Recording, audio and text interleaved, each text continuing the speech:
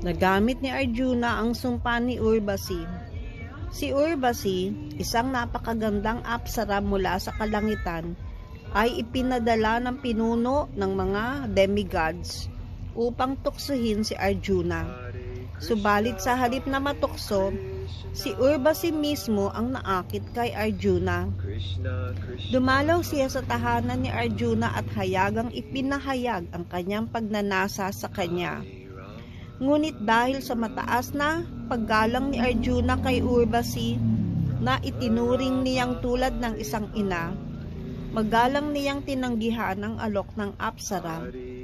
Dahil sa kahihiyan at galit, isinumpa ni Urvasi si Arjuna na maging isang eunuch, isang lalaking walang kakayahang ipakita ang pagkalalaki at mamuhay sa piling ng mga kababaihan.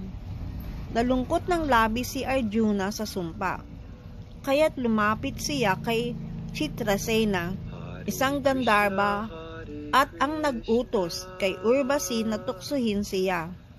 Pinalakas ni Chitrasena ang loob ni Arjuna at ipinaliwanag na ang sumpa ay magiging kapaki-pakinabang sa hinaharap.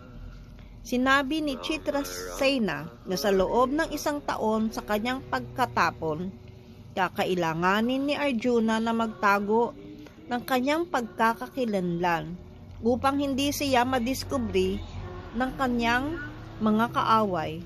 Sa panahong iyon, ang sumpa ni Urvasi ay magiging isang biyaya.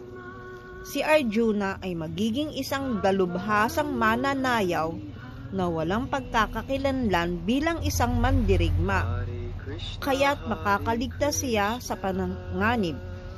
Dahil dito, nang dumating ang 13 taon ng kanilang pagkatapon, ginamit ni Arjuna ang sumpa ni Urvasi. Siya ay nagbalat kayo bilang si Brihanala, isang eunuch na guro sa sining ng sayaw at musika sa kaharian ng Birata.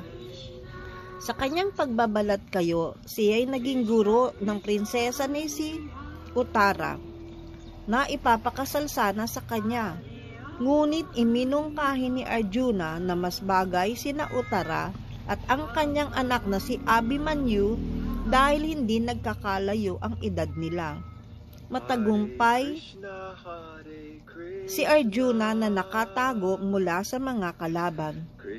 Pagkatapos ng 1 taon, natapos ang bisa ng sumpa at muling nanumbalik ang lakas at pagkalalaki ni Arjuna.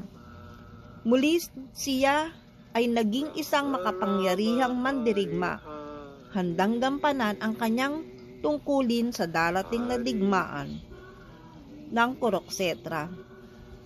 Ang karanasan ni Arjuna ay nagtuturo ng kahalagahan ng kabanalan, pagpipigil sa sarili at pagtanggap sa kapalaran, at katalinuhan sa paggamit ng kahit ang mga pagsubok bilang isang pagkakataon para sa tagumpay.